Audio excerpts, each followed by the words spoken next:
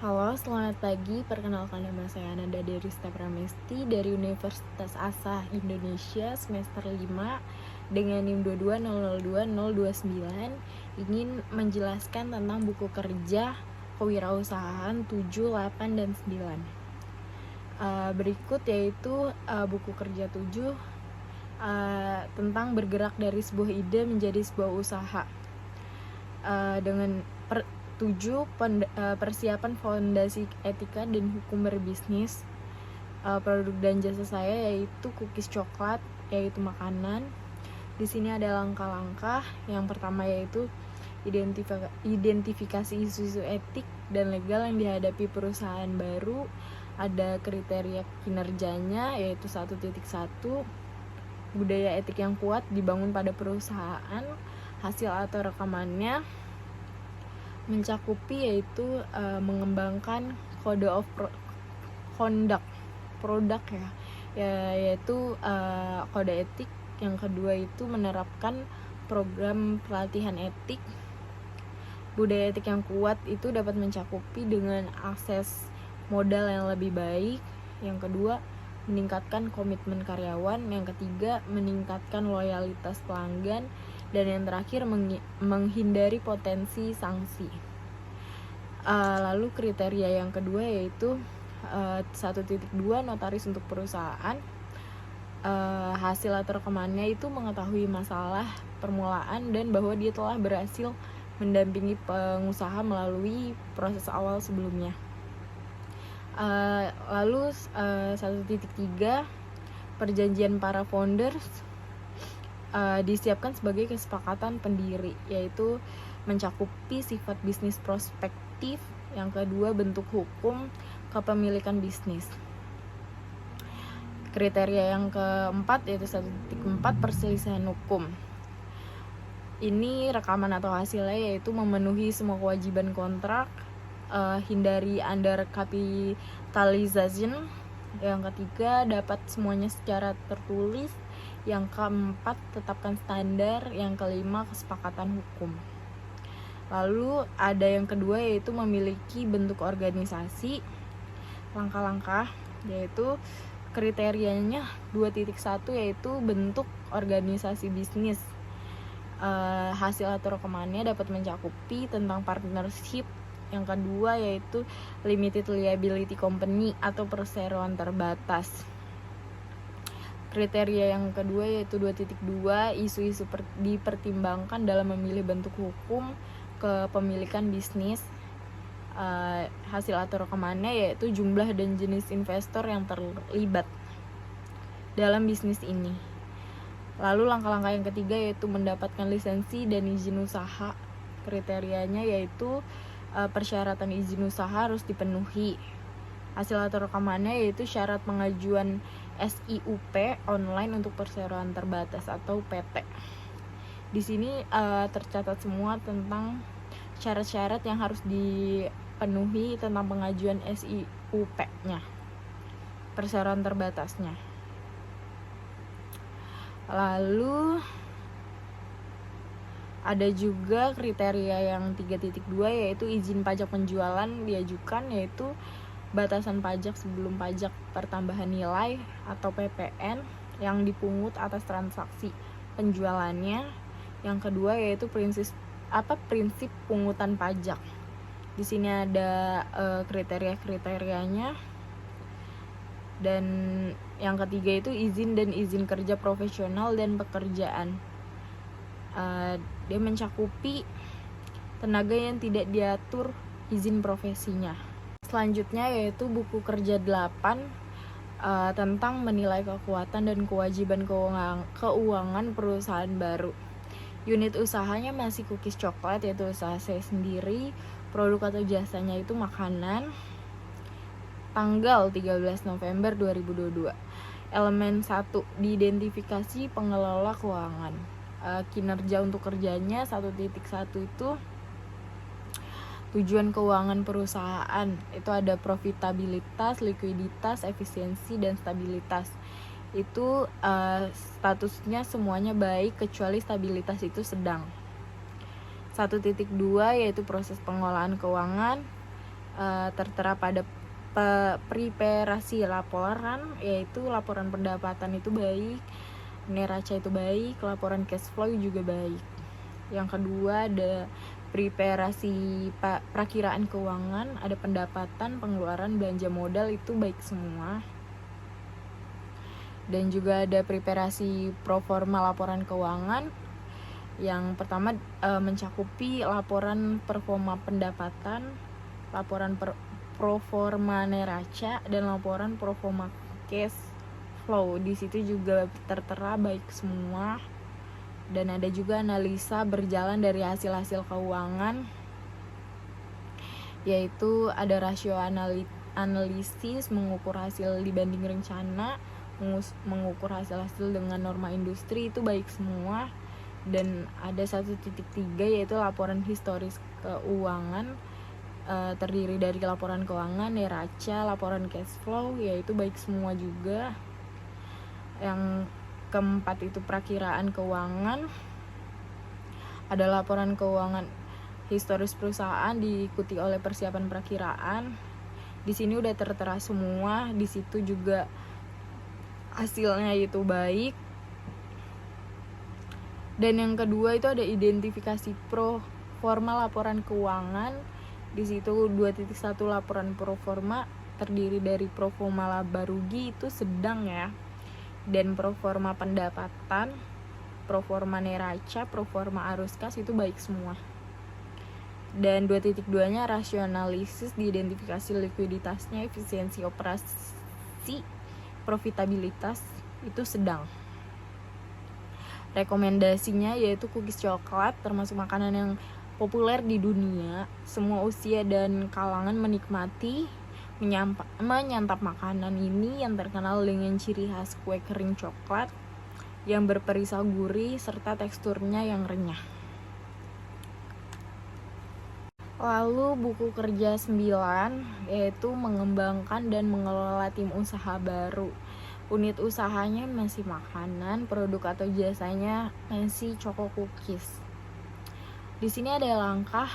Yang pertama itu rencana staffing, kriteria kinerjanya,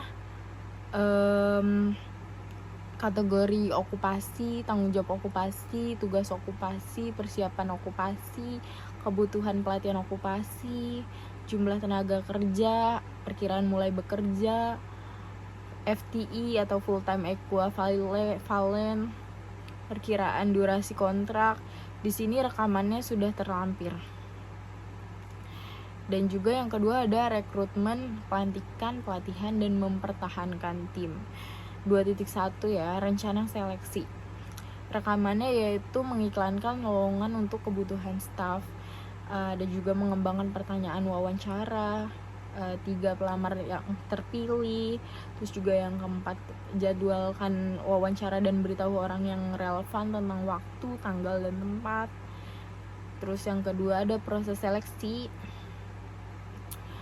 Ini yang pertama ada proses wawancara dan menilai kandidat berdasarkan kriteria seleksi yang disepakati. Lalu 2 itu hubungi pengambil keputusan untuk laporan pengambil keputusan. Yang ketiga menyarankan kandidat yang gagal tentang hasil dan menanggapi pertanyaan apapun. Lalu yang keempat juga melengkapi dokumentasi yang diperlukan sesuai dengan prosedur organisasi dengan memperhatikan kerahasiaan dan persyaratan privasi. Yang ke-2.3 yaitu internalisasi atau induksi anggota tim. Di sini udah tertera semua, menyediakan kandidat yang berhasil, memberitahu manajer dan tim kerja tentang penunjukan baru, lalu memberitahu manajer dan staf tentang tanggal mulai kandidat yang membuat pengaturan administratif. Yang keempat juga mengatur pelantikan kandidat yang berhasil. Lalu langkah yang ketiga yaitu memenuhi kewajiban hubungan industrial. Di sini tertera kriterianya yaitu hak dan kewajiban di tempat kerja dari pemberi kerja dan karyawan. Itu rekaman hasilnya yaitu hak dan kewajiban mencakupi di sini ada 1 hak memperoleh upah, 2 hak mendapatkan kesempatan dan perlakuan yang sama, yang ketiga juga hak mendapatkan pelatihan kerja. 4, hak penempatan tenaga kerja. Yang kelima ada hak memiliki waktu kerja yang sesuai. Terus yang keenam juga hak mendapatkan kesehatan dan keselamatan kerja, contohnya BPJS, ketenaga kerjaan, jam sostek dan segalanya. Yang ketujuh juga ada hak mendapatkan kesejahteraan. Lalu juga ada hak untuk cuti. Dan kewajibannya yaitu kewajiban ketaatan, kewajiban konfidensialitas, kewajiban loyalitas. Lalu ada kriteria yang ketiga yaitu prinsip hubungan industrial. Ini sudah tertera semua ya, kepentingan bersama pengusaha, pekerja, buruh, masyarakat, pemerintah. Lalu juga kemitraan yang saling menguntungkan, hubungan fungsional dan pembagian tugas, kekeluargaan dan penciptaan ketenangan berusaha dan ketentraman bekerja. Lalu langkah yang keempat yaitu mengelola staf. Di sini ada alasan pengembangan staf yaitu efisiensi, konsistensi, terus mengatasi kelemahan, kepercayaan diri. Terus kriteria yang kedua yaitu strategi dan program pengembangan staf, terdiri dari memberikan kesempatan pada setiap karyawan untuk menyalurkan ide dan gagasan pribadi mereka, lalu memberikan penghargaan atau reward, lalu mengadakan program pelatihan bagi karyawan yaitu training, program pengembangan staf yaitu pelatihan, pengembangan profesi. Yang ketiga yaitu program pelatihan yaitu pelatihan induksi, orientasi pekerjaan in service education, melanjutkan pendidikan, pelatihan untuk fungsi khusus. Yang keempat evaluasi di sini tiga-tiganya saya pilih, yaitu identifikasi dan libatkan pemangku. Kedua, tentukan tujuan dan pertanyaan evaluasi. Yang ketiga, analisis dan tafsirkan hasil. Lalu di sini ada langkah kelima, meninjau kinerja tim. Hasil kinerjanya yaitu kompetensi ya. Pertama itu ada pengetahuan, kedua keterampilan, ketiga sikap. Lalu kriteria ketiga itu tingkat pergantian staf.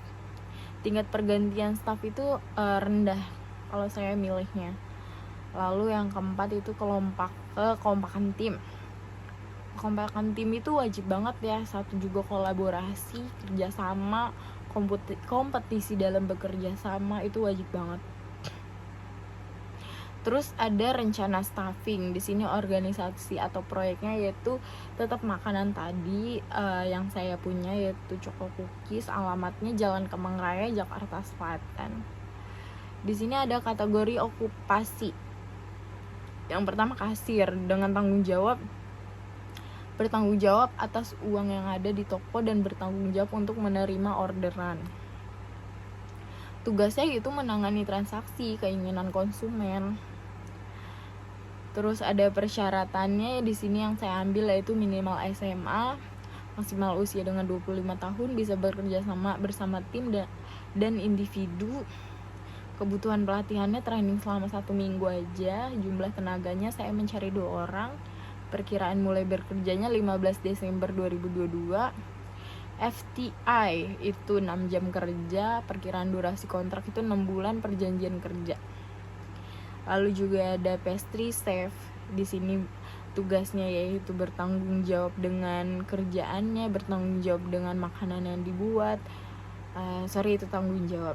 Kalau tugasnya itu ya memenuhi kebutuhan konsumen, merawat mesin atau alat-alat yang ada di dapur pastry. Persyaratannya sama, minimal SMA, usia maksimal 25, bisa bekerja sama dengan tim maupun individu, mempunyai pengalaman di bidang pastry, kalau ini wajib. Trainingnya selama 2 minggu. Jumlah tenaga kerja yang saya cari yaitu 3 orang. Perkiraan mulai bekerja juga 15 Desember sama.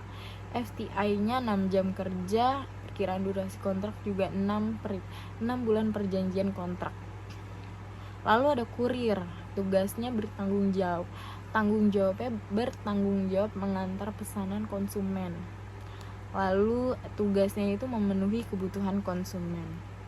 Persyaratannya juga sama, minimal SMA, usia maksimal 25 tahun, bisa bekerja sama dengan tim maupun individual, wajib mempunyai SIM dan STNK, wajib mempunyai kendaraan pribadi. Kebutuhan pelatihannya ini langsung bekerja. Saya nggak butuh training untuk kurir. Lalu jumlah tenaga kerjanya saya butuh 2 orang. Sama perkiraan mulai bekerjanya itu langsung 15 Desember 2022. FTI-nya itu 6 jam kerja juga sama. Perkiraan durasi kontraknya 1 tahun. Beda 6 bulan dengan yang pastry chef sama kasir. Oke, segitu aja tentang buku kerja yang saya punya, yaitu buku kerja 7, 8, dan 9. Sekiranya ada yang kurang atau kata-kata yang saya yang kurang berkenan di video ini, terima kasih.